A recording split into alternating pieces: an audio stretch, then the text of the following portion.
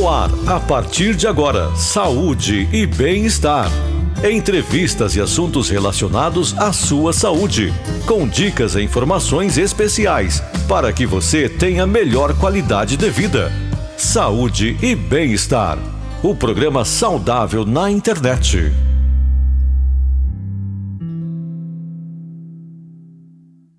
Muito boa noite, estamos chegando aqui na Grande FM com o nosso programa Saúde e Bem-Estar desta sexta-feira para as nossas plataformas digitais, exclusivamente aqui nas nossas plataformas digitais. Você está tendo a oportunidade, nesse momento de pandemia, de rever os principais programas que já foram ao ar dentro dessa série de programas do nosso Saúde e Bem-Estar, assuntos importantes, relevantes, que sem dúvida nenhuma vão contribuir muito para o seu conhecimento dentro de determinadas áreas da saúde e do bem-estar. Quero agradecer a você que está conosco através do nosso canal no Facebook, já aproveita para curtir, compartilhar com seus amigos, enfim, ajudar a divulgar o nosso programa. Para você que está conosco aí no nosso canal no YouTube, já deixa aí o seu like, ativa o sininho de notificações e, claro, se inscreva no nosso canal para você rever quantas vezes quiser os nossos programas e compartilhar com os seus amigos com toda certeza. No programa de hoje, nós vamos tratar de um assunto que é bastante interessante, que às vezes as pessoas não têm conhecimento, aliás, sequer sabem que exista, né? Que é a dislexia, e também vamos falar um pouco sobre vacinas, né? Nós estamos vivendo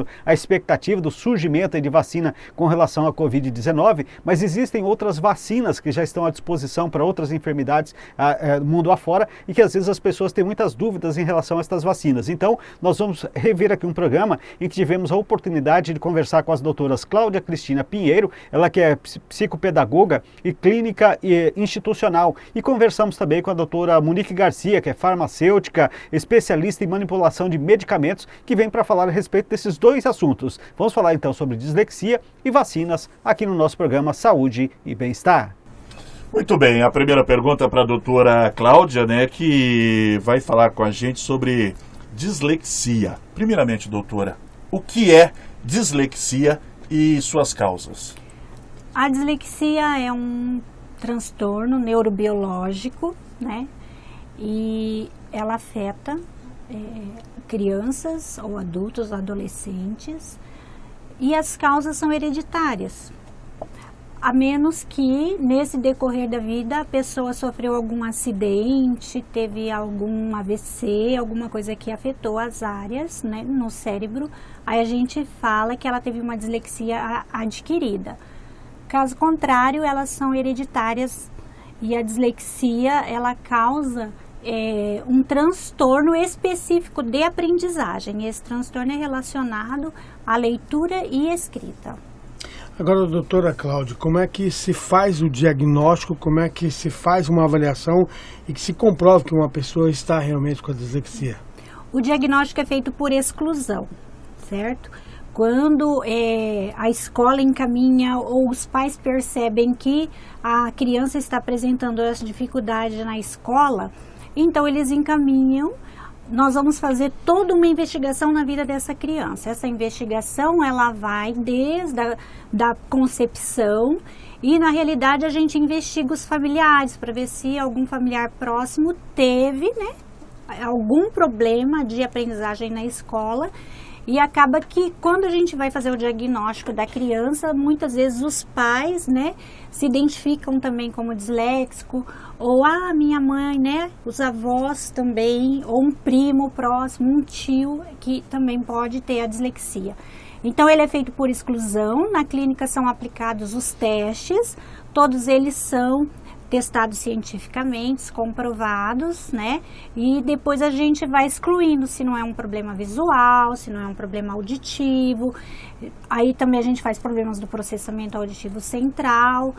E para você saber se tem a dislexia ou não, também a gente precisa descartar a hipótese da questão do QI, né? O QI abaixo da média, aí já é descartada a hipótese da dislexia, a criança pode ter outro transtorno. Doutora Monique, as vacinas entram muito cedo em nossas vidas, né, na vida das pessoas. Por que devemos vacinar os bebês, né? E quais são as principais vacinas para essa faixa etária? Sim, a vacina ela entra na vida das crianças desde o seu primeiro dia de vida, né? Na verdade, a partir do segundo dia de vida, a criança já deve, né, estar tomando as vacinas aí, as principais são a BCG e a hepatite B, que ela já toma no segundo dia de vida, né? E ela faz parte normalmente até os 12 meses, né, da vida dessa criança. Então, os familiares precisam levar essa criança durante os 12 primeiros meses de vida dessa criança para que seja feita completa o ciclo de vacina dele, né? Por que é tão importante vacinar as crianças? Quando a criança nasce, ela não tem o seu sistema imunológico formado. E por conta disso, ela está ali susceptível a qualquer doença. Então, o que a vacina faz? Ela faz com que a criança, o bebê nesse caso, ele tenha um contato, porém um contato com uma célula, um vírus um pouquinho mais fraco do que de fato a doença, para que o sistema imunológico dele gere, né, anticorpos para se proteger quando de fato amanhã essa criança venha a ter um contato com a doença. Agora, doutora Monique, ainda falando das vacinas, a gente ouve muito dizer assim que uma vacina ela pode fazer também com que o bebê fique doente ou que ele possa ter efeitos colaterais. Isso é mito ou é verdade? É um mito, né, que tem se estendido aí, infelizmente, por muito tempo. Como eu falei, a vacina ela é feita de um fragmento do vírus. Então, o que acontece? Isso ele é mais fraquinho, por isso é necessário realizar diversas doses para que se conclua um quadro vacinal e o sistema imunológico esteja de fato preparado para caso essa criança venha a receber o contato com essa doença, ele esteja preparada para ter anticorpos para tratar, né? Para não deixar que a criança fique doente. Então, assim, eu tenho relatos, às vezes ficou com febre, que é por isso que às vezes fala assim, ela contraiu a doença. Não, é uma reação esperada da vacina. Por quê? Porque a gente está fazendo com que essa criança tenha o contato, né? Por quê? Porque ela não tem imunidade. Até normalmente 1 ano e 2 meses a criança não tem imunidade alguma. Então nós estamos construindo esse sistema imunológico. Então por isso a gente faz com que ela tenha esse contato. Porém, o que eu posso afirmar a você é que essa reação adversa que a criança tem quando ela tem o contato com a vacina, que perdura normalmente no máximo até 4 dias, é bem menor que caso ela venha a ter a doença, com certeza. Bem, ainda falando sobre dislexia, doutora Cláudia, existem diferentes níveis de dislexia, se existem, por que acontece, e eu gostaria de que a senhora falasse também qual o nível mais grave da dislexia. Existem sim, existem os níveis leve, o moderado e o severo, certo? O nível leve, a criança ela tem toda a possibilidade de aprender a ler e escrever, ela tem que ser bem trabalhada, claro, com a consciência fonológica, todo esse processo em cima da alfabetização dela. Existe o nível moderado, onde ela vai ter um pouquinho mais de dificuldade, mas ela consegue também aprender, carrega ainda, né, até a vida adulta. E o severo, aí já é uma dificuldade maior. A criança aprende com muita dificuldade, tem muitos erros na escrita, a leitura dela é muito comprometida. E vai até a vida adulta sem conseguir escrever ou ler ou interpretar de maneira eficiente. Então, o severo tem criança que tem que fazer em toda a sua escolarização somente prova oral, para ele conseguir um resultado. Agora, doutora Cláudia, existe alguma relação entre a dislexia e também a inteligência? Então, como eu já disse anteriormente, para se fazer o diagnóstico de dislexia, nós temos que descartar um QI abaixo da média. Uhum. Geralmente, a dislexia, ela tem as pessoas que são bastante inteligentes. Tanto que elas também esforçam muito para aprender a ler e escrever, que acaba desenvolvendo outras áreas cerebrais, entendeu? Então, em relação a essa questão de leitura e escrita, eles sempre vão ter as dificuldades, mas são geralmente pessoas muito inteligentes. Então, nós temos aí, na área artística, muitos disléxicos, né? E quando eles veem que tem essa dificuldade em relação à leitura e escrita, eles tendem a aprender por esse lado artístico, onde eles vão se sobressair mais. Então nós temos aí, o Walt Disney era disléxico, né? Agatha Christie, quem fala, é uma escritora, mas ela era disléxica. Tom Cruise é disléxico, né? Então, assim, nós temos aí várias pessoas que conseguem se sobressair em outras áreas e ter um sucesso, mas realmente a questão da escolaridade fica muito comprometida e muito frustrante para eles. Mas isso não impede também a pessoa de ter uma atividade profissional. Não, não impede, jamais. Então, nós temos aí ótimos profissionais que têm a dislexia. Temos advogados, promotores, né? Eu mesmo conheço promotores e advogados, conheço promotores que têm dislexia, advogados, professores, psicólogos, né? Temos neurologistas. Então, nós temos vários profissionais que têm. O que acontece? Eles têm sempre que se esforçar mais e bem mais para desenvolver. Então, a gente diz assim, uma criança tida com a normalidade, que aprende alguma coisa em um dia, o disléxico vai demorar uma semana, 15 dias ou até um mês para aprender. Dentro desse assunto ainda, a dislexia, ela tem cura ou não tem cura? Como é que é feito esse tratamento? Não, ela não tem cura. Uhum. Mas ela tem tratamento, né? Então, esse tratamento ele é multiprofissional. É um tratamento voltado à questão fonológica, trabalhando desde que se tem o diagnóstico dessa criança. Então, ela precisa ser trabalhada para ela ter um sucesso e a vida ser cobrado menos assim nessa vida. Porque hoje o que acontece? A criança, desde que entra na escola, já é cobrada muito, já até do futuro profissional dessa criança. Então, a criança que tem a dislexia, ela se sente muito inferior, ela tem aquele sentimento de que ela nunca vai poder, de que não consegue. Então, esse sentimento vai perdurar por muito tempo na vida dela. Mas ela vai conseguir realizar com todo esse tratamento, todo esse segmento multiprofissional, e é um trabalho separado da escola. Mas a escola e a família sempre tem que ser parceiras para que haja esse desenvolvimento. Muito bem, tenho certeza que você do outro lado que está nos assistindo pelo Facebook também, pelo YouTube, está gostando do nosso programa.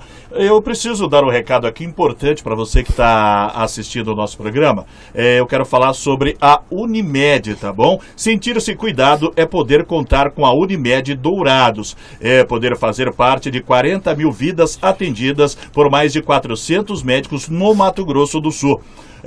Você pode contar com farmácia e laboratório próprios, além de um ambulatório com agilidade em consultas médicas. Acreditamos que este é o cuidado que você merece, porque cuidar de você, este é o plano há 40 anos. Eu falei da Unimed Dourados. Vou perguntar agora para a Monique, né, já que a gente está falando de vacinas de um modo geral, o que é imunidade coletiva e efeito rebanho, Monique? Esse é são termos, né, utilizados aí quando nós tratamos em uma população específica. Então, eu vou citar um exemplo aqui. Nós estamos em 4 pessoas. Então, por exemplo, se 2 delas estiverem vacinadas para uma determinada doença e 2 não, a gente tem 50% de chance das 2 não vacinadas contraírem essa doença. Já de outro modo, se 3 estão vacinados, aquele 1 que sobrou, que está sem vacinação, a chance dele contrair é muito menor. Então, é dessa forma que a gente tem uma facilidade maior de não estar suscetível a determinadas doenças quando nós temos um grande aglomerado de pessoas vacinadas. Por isso a gente tenta ao máximo, né? O Ministério da Saúde tem um eficaz calendário de vacinação, um calendário muito completo que preza muito pela vacinação. Por isso, desde os primórdios do nascimento aí da criança. Então, quanto maior a quantidade de pessoas vacinadas para uma determinada doença, melhor é a eficácia dessa vacina dentro desse público. Então, temos uma população de 150 mil, onde 130 estão vacinados, os outros 20 estão imunes por tabela, né? Então, isso que esse termo significa. Então, o termo de rebanho aí é o que está sendo imunizado por conta dos outros que já estão sendo imunizados. Agora, doutora Monique, como é que se explica, nós voltamos, né, à discussão de sarampo, catapora, febre amarela, alguns estados aí com índices alarmantes, né, principalmente no sarampo, e aí a pergunta é assim, houve uma falha no sentido de manter um cronograma atualizado da vacinação dessas doenças? Infelizmente não. Como eu acabei de falar, né, o calendário do Ministério da Saúde ele é muito eficaz, sim.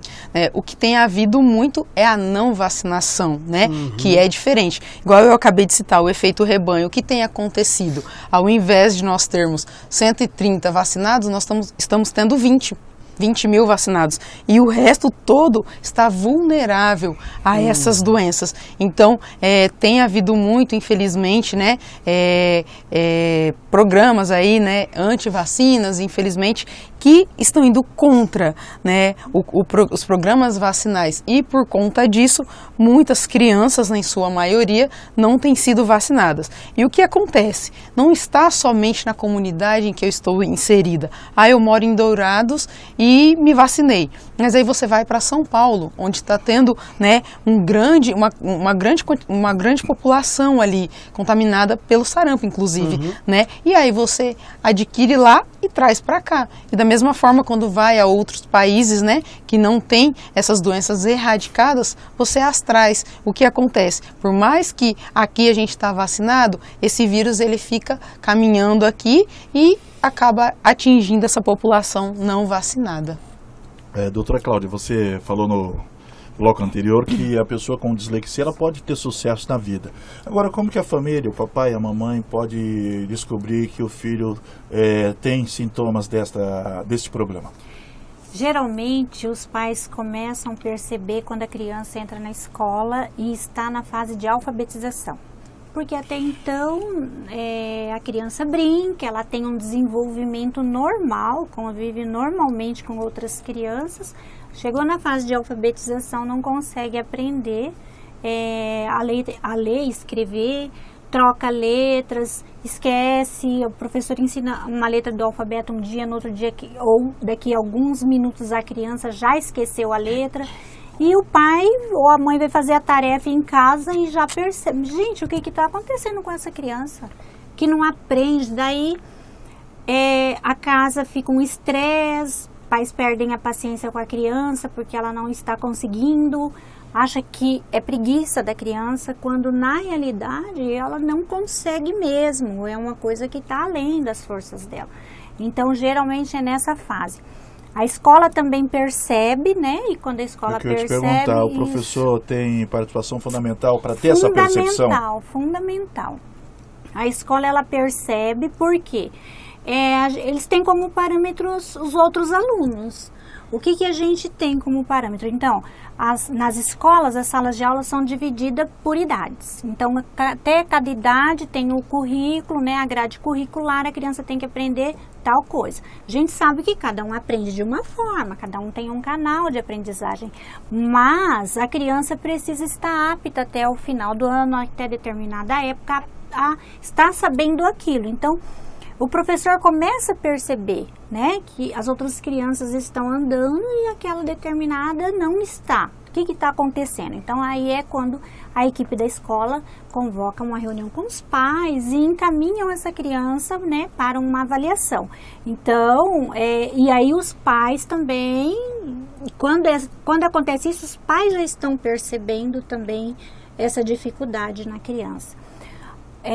Acontece da criança ir passando e esperando dar o clique, vamos esperar mais um pouco e vai passando, e quando vai fazer o diagnóstico já é lá no segundo, terceiro ano ou até no ensino fundamental 2, e já aconteceu até no ensino médio e na faculdade também, certo? Inclusive lá na clínica eu já recebi alunos da faculdade e quando a gente terminou todo o diagnóstico foi constatado a dislexia.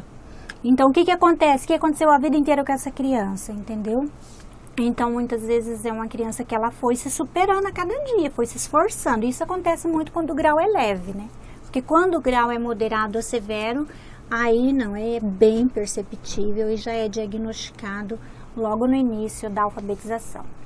A gente ouve muito falar, sim, qualquer doença, da prevenção. Vamos agir na prevenção. Dá para falar de prevenção na dislexia? Então, quando o professor começa a perceber na escola ou os pais começam a perceber em casa, ele já tem que procurar uma equipe para começar a fazer um tratamento. Mas uma vez tendo a dislexia, sempre vai ter a dislexia, não tem cura, entendeu? Mas com o tratamento, aquilo que era uma coisa mais moderada ou severa pode se tornando mais leve, entendeu? Então, se todo esse tratamento for feito precocemente. Muito bem. Ô, Monique, existem muitas teorias de conspiração que jogam contra as campanhas de vacina no Brasil.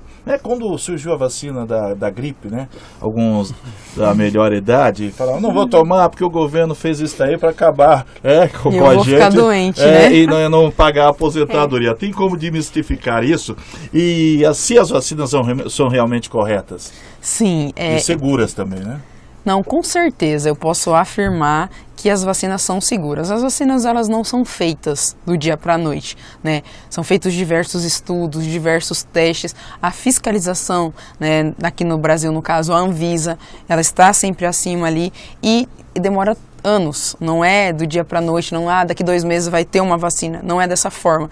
Então, ela é segura sim, só a partir do momento que ela foi testada em laboratório, que ela é trazida para a população. Então, na verdade, isso são mitos, infelizmente, né, que tem havido cada vez mais, como você mesmo disse, né, conspirações sobre os programas de vacinação. E não é à toa que hoje nós temos aí doenças que antes eram erradicadas há 20, 30 anos, hoje estão de volta, né? Então, infelizmente, essas conspirações aí estão atrapalhando sim. Eu tenho, né, de conhecimento de diversas pessoas que são vacinadas, foram vacinadas quando crianças e hoje não vacinam os seus filhos.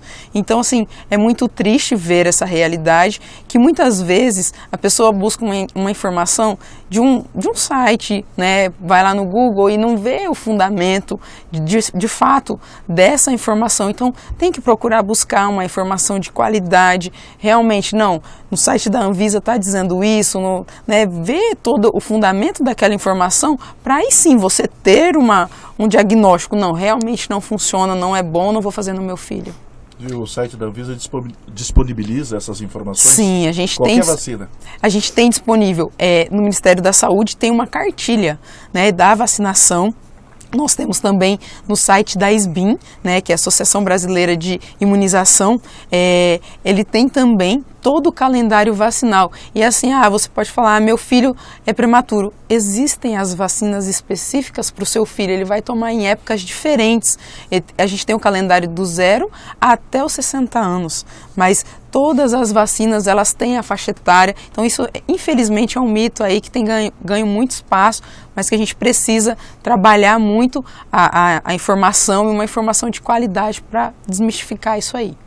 A gente tem algumas vacinas que são importantes e campanhas, né, que vêm surgindo. Eu, particularmente, vejo que parece que agora, nos últimos anos, não sei se eu estou errado, vem se falando muito do HPV. E muita gente pergunta, né, o que é o HPV e quem deve ser imunizado? O HPV, né, como você mesmo disse, Oswaldinho, a vacina do HPV ela é bem nova, sim. Ela tá aí, foi lançada no Brasil desde 2014, mas ela existe desde 98 fora do Brasil, né? E como eu falei, foram feitos vários testes e é uma vacina, sim, de boa qualidade.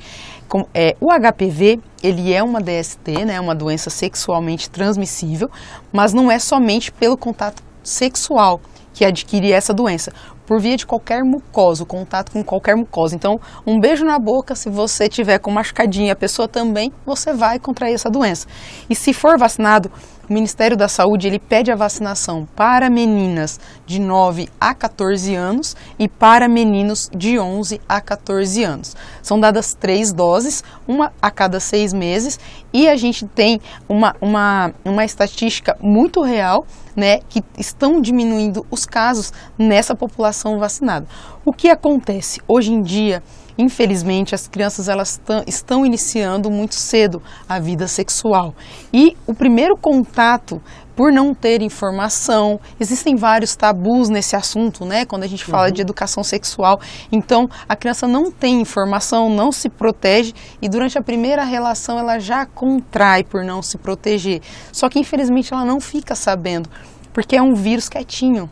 E ele vai aparecer quando ela tiver lá seus 20, 25 anos. E aí o que acontece? Ela já está com câncer no colo do útero, que poderia ter sido prevido antes, ter sido diagnosticado antes, se ela tivesse informação, e também prevenido com a vacina. Né? Tomando a vacina, você não tem. Existem dois tipos mais severos, né? Que são o tipo 16 e 18 de HPV, que são os que causam o câncer. O câncer de colo do útero é o segundo câncer que mais mata, né? Só perde para o câncer de mama. E é um câncer, como eu falei, muito severo. Porém, se você tomar a vacina, esses dois tipos, na verdade a vacina ela previne até 4, você não terá. E olha só, às vezes por não ter a informação, ou como eu acabei de falar, a informação não é de qualidade, muitas pessoas acham que ao tomar a vacina do HPV ela estará contraindo a doença. Isso está errado. Como eu falei, a vacina ela é um pedacinho do vírus, um fragmento que vai fazer com que o seu organismo crie uma imunidade contra isso. Então, se os pais levarem as crianças para serem vacinadas, lá na frente ela não vai ter esse problema. E ainda mais, hoje eu tenho vários pacientes que chegam lá na clínica que estão em tratamento do HPV e os médicos, o seu obstetra, o seu ginecologista, pede para fazer a vacinação. Olha que bacana, se tivesse feito antes, não teria esse problema agora. Agora vem aqui, ainda dentro desse assunto do HPV, eu vejo muitos pais, né, falando, mas a minha filha, não, por que ela tem que se vacinar? Ela não teve relação, não tem nenhum tipo de relação. Isso é tabu, precisa ser quebrado? Exatamente, foi o que eu acabei de falar. Infelizmente, o pai acha, os pais, né, acham que a partir do momento que ele vacinou a criança, ele está dando um aval para ela ter relação sexual. E isso não é fato, né? A gente precisa abrir um pouquinho mais a mente e fazer. Poxa, quando a criança nasceu, não foi lá e deu a BCG, a hepatite B? Vamos fazer HPV também, porque eu estou prevenindo. Amanhã ela pode se casar e pode ter a sua primeira relação e o seu companheiro pode ter tido contato com alguém. Ela vai ser contaminada. E se ela tiver tido a imunização lá atrás, ela já vai ter um sistema imunológico preparado e pronto a combater isso aí. Uma outra dúvida rapidinho, claro, Daniel. Fica à vontade. Terminou essa idade, 14 anos, ela não tomou. Ela pode tomar após os 14 anos? Pode. A vacina, ela fala, o ideal é até os 26 anos. Porém, como eu falei, eu tenho diversas prescrições médicas, que são pacientes acima dessa idade.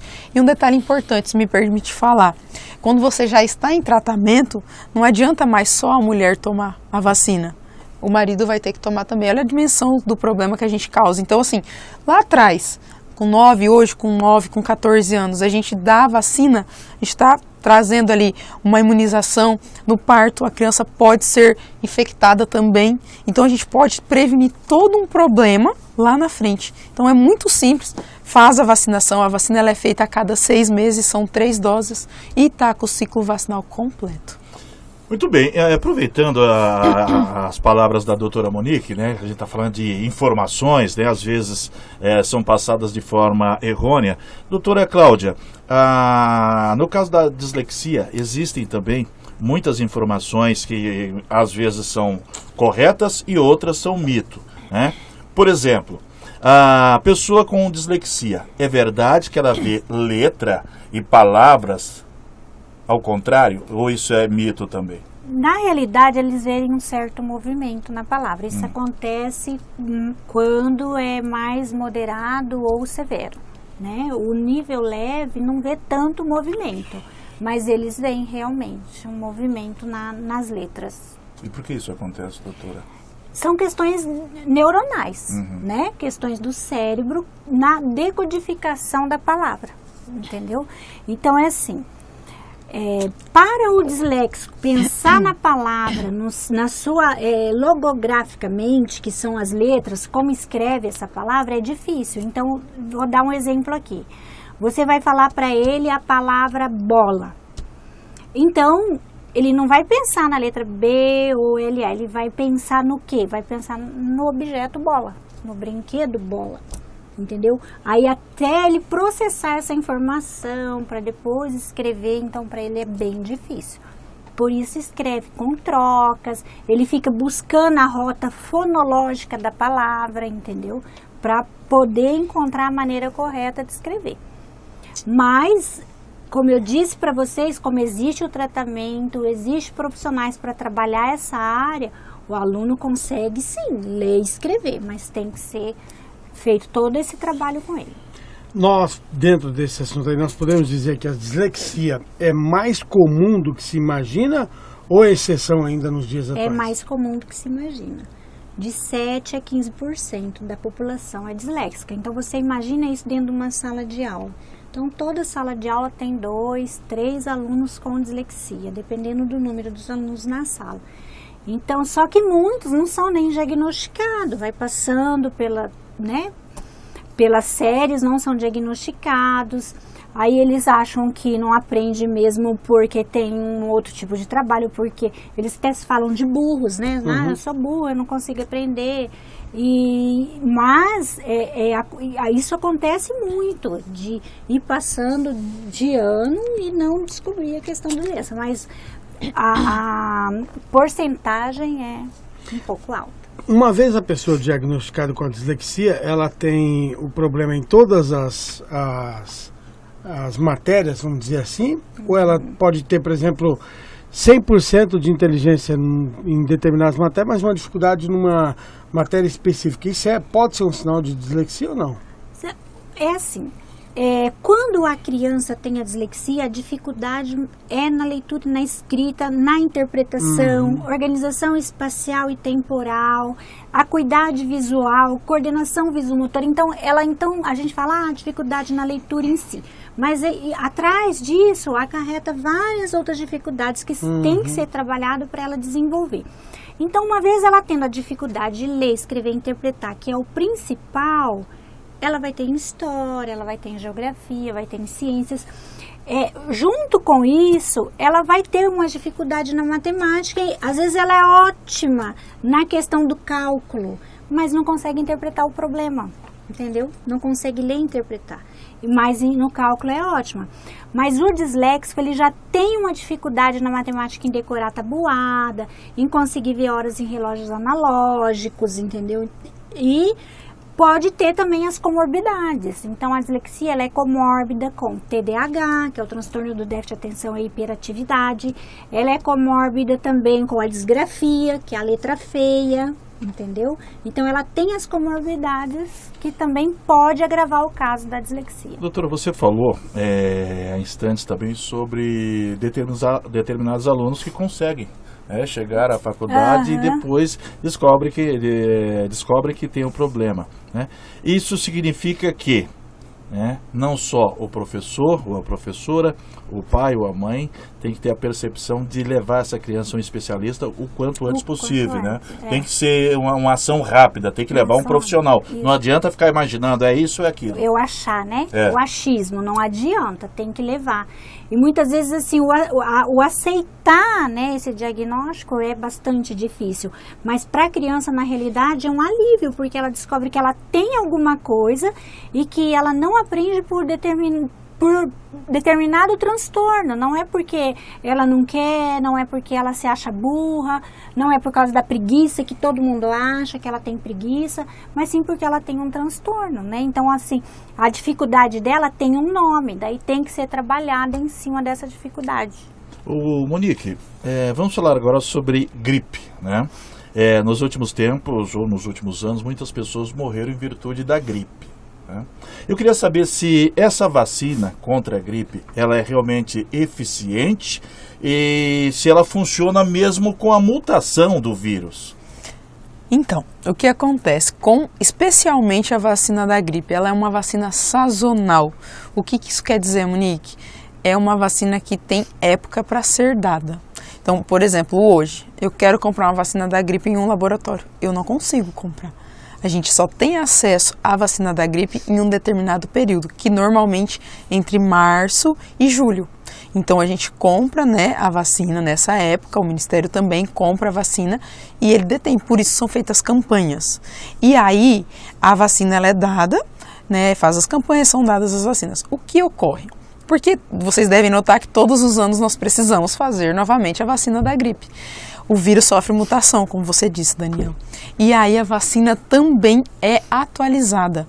Ou seja, a vacina que eu tomar esse ano, ela está com o vírus mais novo, que é do ano passado, dos últimos 4 anos. A vacina que eu tomei esse ano não está me ajudando a imunizar a gripe desse ano. Então, todos os anos, nós tomamos com 1 ano de atraso. Porém, ela está sempre sendo atualizada. Porque não tem como eles fazerem uma vacina de um vírus que ainda não apareceu, entendeu? Às vezes, um exemplo fácil para ser entendido. Temos 4 pessoas dentro de uma casa. Cada um pega um tipo diferente de gripe. Normalmente não é o mesmo. Por isso pode ver que começa com um, passa para o outro. Quando passar para o próximo já é um outro tipo de gripe. E isso vai acontecendo. Essa é a mutação que o vírus faz. Então, da mesma forma que dentro de uma casa, dentro de uma comunidade, uma cidade, isso tem uma dimensão muito grande. Então, não se consegue fazer uma vacina do ano, mas todos os anos ela é atualizada assim. E você pode ficar gripado mesmo após ter tomado a vacina? Na verdade, sim, porque ela não é da vacina desse ano, mas você não contrai nenhuma dos outros anos anteriores. Muito bem. Muito bem explicado. Agora, doutora Monique, nós falamos aí de algumas doenças, né, de algumas vacinas comuns, abordamos vários assuntos. Queria saber aí também se a doutora tem mais alguma vacina para ser destacada, de fundamental importância, porque nós falamos aí de algumas doenças, mas de repente ficou alguma aí que não falamos aqui que a senhora gostaria de destacar. Olha, até eu brinquei no começo aqui com vocês, eu acho de suma importância a vacina da dengue, tá? Ela é uma vacina consideravelmente nova, porém, como eu falei, foram feitos testes e tudo, e hoje ela já está disponível aí, ainda não na rede pública, mas na privada já existe. Porém, é necessário que já tenha tido dengue e somente acima de 9 anos essa vacina. Porém, é importante vacinar desde o primeiro ano, estar sempre fazendo, né, todos os reforços aí, porque tem vacinas que nós precisamos dar de ano em ano, tem vacinas que nós precisamos dar a cada 10 anos, então estar sempre atento, porque as doenças elas estão voltando e elas têm uma força diferente. Infelizmente, elas sofreram mutações e elas estão resistentes. Então a gente precisa estar também se atualizando. Se atualizar como? Nós precisamos estar vacinados, porque as vacinas elas estão sendo atualizadas para estar preparada para esse vírus novo que está chegando. Então nós precisamos a todo momento estar atento à informação de qualidade e sim, levar os nossos filhos, que são quem realmente não tem o processo imunológico completamente formado. Quando nós temos, Monique, o processo imunológico formado? A partir dos 20 anos, que é completamente formado. Então olha o tempo que isso demora. Às vezes uma doença boba pode tirar a vida de uma pessoa, de um ente querido, que você poderia ter prevenido com uma simples vacina. Eu acho que o mais, né, importante, né, Daniel, que a gente aprendeu aqui com a Monique hoje, é que os pais, né, tenham a consciência da importância, não só das primeiras vacinas quando o bebê nasce, mas vamos fazer um acompanhamento sério, vamos levar a sério todos aqueles primeiros meses, né? O papai leva todo mês, toda semana ele quer estar lá no pediatra. Por que não seguir esse ritual até quando necessário, não é verdade? Não? Exatamente, precisa. A conscientização, eu prezo muito pela informação de qualidade, gente. Eu tento, às vezes as pessoas ligam lá na clínica, eu falo, pode mandar uma foto da carteirinha, não cobro para fazer esse serviço, para te dar uma informação, vem aqui, vamos conversar, vou tirar as suas dúvidas. Deixo sempre muito claro qual a vacina que tem no posto, qual que não tem, porque as pessoas, a gente precisa dar informação, e uma informação de qualidade, não só vender um produto, né? A gente precisa sim que a população esteja informada, porque nós todos unidos, lutando contra um bem, nós vamos ser muito mais fortes do que uma doença como essa. Rapidamente, antes de já estar terminando o nosso tempo, é uma pergunta de um leigo. Por que uma pessoa que não contraiu a dengue não pode tomar? Na verdade, porque ela vai ter todos os sintomas da dengue. Depois? E aí, exatamente, ela vai, pós-vacina, 3 dias ali, ela vai passar uma semana com todos os sintomas da dengue. A vacina, ela não são foi... nada agradáveis, né? Não. A vacina, ela de fato não foi testada em menores de 9 anos, tá? E por isso a restrição. Porém, em zonas endêmicas, né, a gente pede a prescrição médica e faz sim a vacinação. Para finalizar, doutora Cláudia, existem medicamentos para dislexia? Não, não existe, somente o tratamento, porque a dislexia não é uma doença, ela é um transtorno neurobiológico. Então, geralmente, a criança, ela toma a medicação se ela tem uma comorbidade junto, que nem o caso do TDAH. O TDAH tem a medicação para o TDAH, aí se tem a comorbidade, toma por causa das questões atencionais. Mas para a dislexia em si, não tem a medicação. Somente mesmo esse acompanhamento multiprofissional. Num geralzão aí, o que uma escola deve oferecer ao aluno com dislexia e oportunidade de aprendizado satisfatório? Bom, a primeira coisa, a escola deve encorajar esses alunos que têm a dislexia, assim como também os pais sempre estão encorajando e mostrando que eles são capazes. Pegar pelo lado positivo, porque o que a gente faz? Então, o aluno fez uma prova lá, tirou a nota baixa, a gente vai no erro, né? Olha, você errou. Não, vamos prezar pelo acerto dessa criança, ver o que ela acertou, elogiar essa criança, né? Elevar essa autoestima. A escola deve dar uma atenção individualizada, provas adaptadas, auxílio ledor. Tudo isso a escola tem que fazer para o aluno disléxico. Uso da calculadora quando isso se estende à questão da matemática ou de materiais concretos para que ele possa, né, fazer provas orais, porque o disléxico é ótimo na oralidade, só que ele não consegue colocar aquelas ideias no papel, sabe? Pensa 1000 coisas, tem ótimas ideias, se você pede para contar, ele vai te contar, mas se for para colocar no papel, não consegue fazer a estruturação desse pensamento, e também vai escrever com muitos erros. Então são assim, coisas que a escola pode fazer e que também em casos os pais podem estar ajudando, né, em parceria com essa escola. Doutora Cláudia, muito obrigado pela participação aqui no nosso Saúde e Bem-Estar desta sexta-feira. E esperamos outras aparições aqui no nosso programa. Com certeza, eu que agradeço a oportunidade. Como a Monique falou, é sempre muito bom a gente estar informando, passando essa informação. A gente não cobra para passar informações, né?